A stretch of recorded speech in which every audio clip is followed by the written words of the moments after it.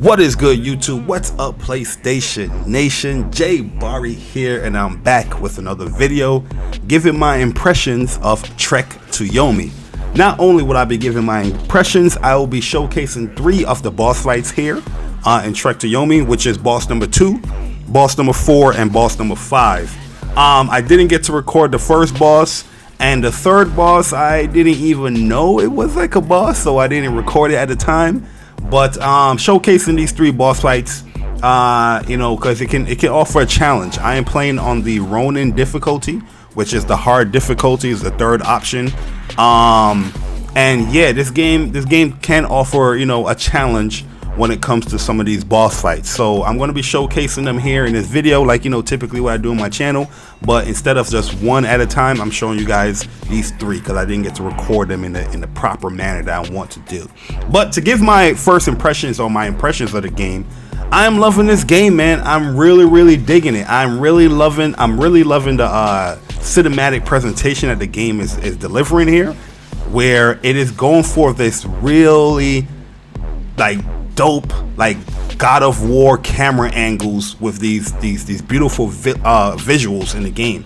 The game is in black and white, but it's still very visually pleasing in my personal opinion. I have it in the film grade mode, so they have the Kurosawa mode that's going on in the game, and I'm really loving the aesthetic and what they're pushing for when it comes to the cinematic presentation. Also, at first, when I'm playing the game, I felt like, damn, the combat in this game is a little bit, stale. It's a little bit on the simple side. But as you further progress throughout the game, the combat gets a little bit deep, where now you can do so much things, to pretty much, progress through the game with all these enemies that they're throwing at you.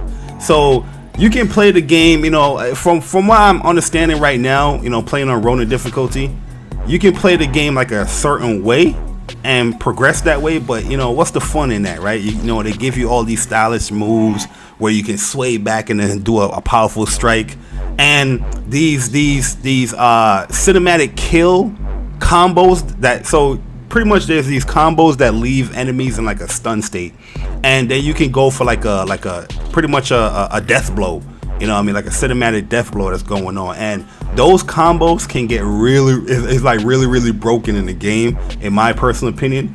But one thing I had to learn when it comes to the combat of the game is that you cannot mash your way to victory with this game. You have to let the animation finish out before you can press that other button, because one thing I was messing up with, because they have like a stun combo of like square, and triangle, and I was like, why can I not do this combo? It feels like it's not, it's not doing it. But I was rushing it. I was trying to mash it out instead of just letting the animation finish and doing the combo the proper way, how the game is trying to teach me how to play it. And yeah, I feel like if people do that, they will further learn the actual game and the combo wise of the game, and also it just makes it feels great as well without you just mashing up the place in the game. Also, I like the parry as well. The parry is pretty good. Typical parry where you want to throw the parry out right as the enemy's attack is active. That's where you throw the parry out, and some of the parries you can catch these enemy with a parry from really far with some of the stuff, which leads up to like probably your best damage going on in the game. But I'm really enjoying Trek to Yomi, man. I like the soundtrack. I like the sound that's going on. I like the ambiance of what they're delivering here with this game. I haven't completed it yet. I am on the final level of the game, so I'm not really doing a review, but I will do that later on, in another video. But so far, I am really enjoying the game. Combat wise, presentation, the story is pretty cool as well, because it like, yes, I understand the title, but I didn't know it was going to go that deep within, what's going on in the game. I'm not trying to spoil it, you know what I mean? But the story is pretty cool. They have different paths that you can take within the story as well.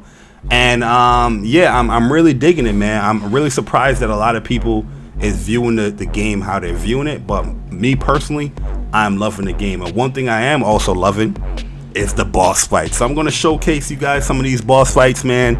And the fourth one And the fifth one, oh man, it gets crazy. But let's get into it. Let's see these boss fights real quick. I'm not going to really talk too much over it, but here and there I'm going to say some things as far as, you know, pointers. So this is the first boss here.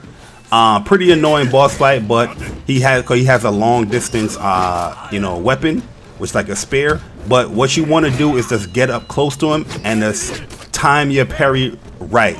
So when you do your heavy attacks as well, like what I did, I parried him and did like double heavy attack, and it took his damage down really low.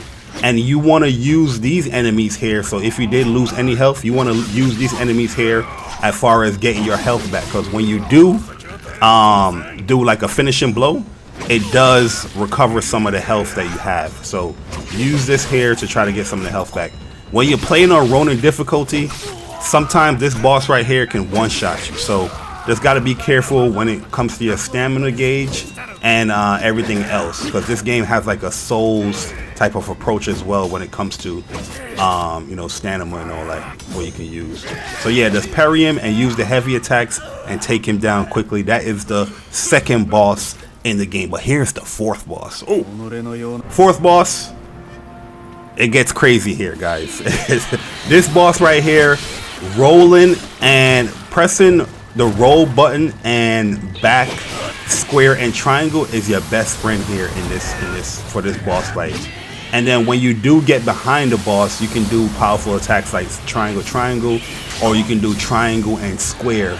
That does a lot of damage. So yeah, so you want to do the back turn, you know, square and triangle, which does damage, or you have the forward triangle and then square. That does a lot of damage as well. As you see, I'm putting a lot of damage on this enemy. Just gotta, it's gonna take you a while to get used to the enemy's attack, because it likes to throw out these like puddle things.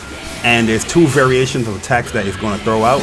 One is gonna be the leap, and the other one is gonna be the slashes. The slashes you can block. It takes away a lot of stamina, but you can block those slashes. And then the last attack, you actually want to roll forward and do your back attack on that. This move right here, you want to roll past it as well. This enemy will definitely kill you a lot of times before you get it, but you know, if you guys see what I did here, you pretty much are going to lock it down. Trust me. And then here's the final boss. I'm gonna leave this to you guys so you can watch it. Hopefully you guys enjoy the video. Look at the strategies that I'm doing here. If it helped you out, let me know in the comment section below. If you enjoyed Trek to Yomi, let me know as well.